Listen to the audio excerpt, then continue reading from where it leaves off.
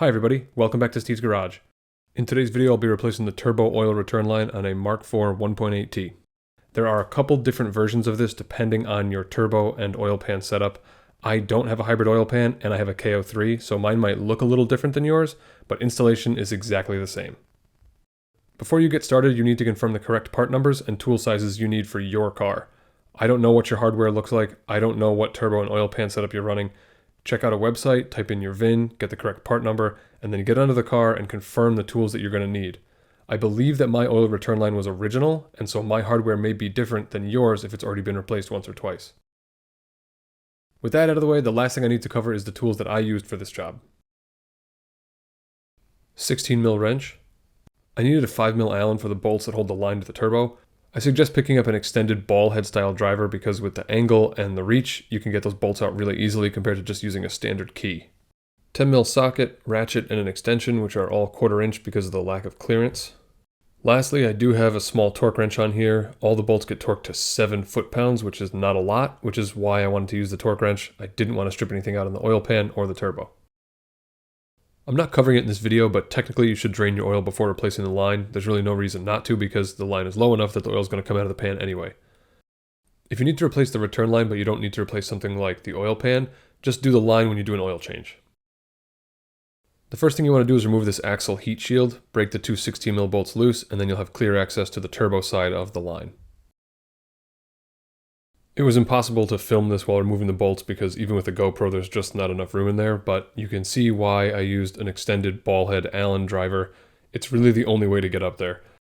I did remove that first bolt with an Allen key, but I do not recommend it. It's just impossible to get up there and work, and getting all your tools down with that extension is way better. Feel free to work in whatever order you want, but I wanted to do the turbo side first because then there's not residual oil dripping on me while I'm trying to remove those bolts. The two bolts holding the line to the pan were 10mm. As you can see, they were pretty crusty, but they came off easy enough. You can also see that the clearances are pretty tight, which is why I used 1/4 inch size tools and not anything bigger because it probably wouldn't have fit. With all the bolts removed, it'll probably just fall off. I think the only reason mine was stuck is because it was original and everything was just really gummed up.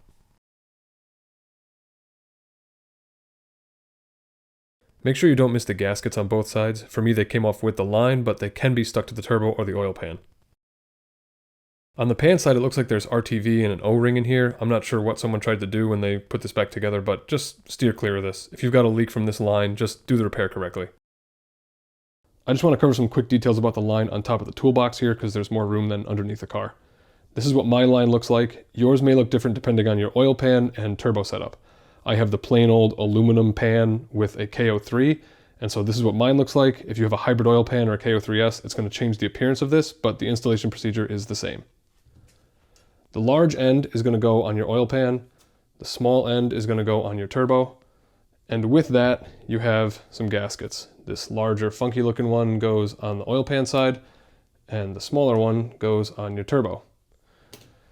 You can reuse your old hardware, you can use new hardware. In my case, I'm going to be using new hardware. That can differ, so just see what size you need for that. Installation is just the reverse of removal. The hardest part is making sure everything is lined up correctly and you're not going to cross-thread the bolts into the oil pan or the turbo. Make sure that the mating surfaces are cleaned up because you want to get a good seal, and make sure you don't over-torque these bolts. They're only torqued to 7 foot-pounds, which is not a lot, and that's the point. You can mess up the oil pan because it's aluminum, and you don't want to damage your turbo trying to replace the oil drain line. Once you're finished with that, put some oil back in the car, start it up, check for leaks, and if you're leak-free, you're all set. Feel free to leave any questions or comments you have below. I try to answer everybody. If you enjoyed this video and found it helpful, think about subscribing. Thanks so much for watching.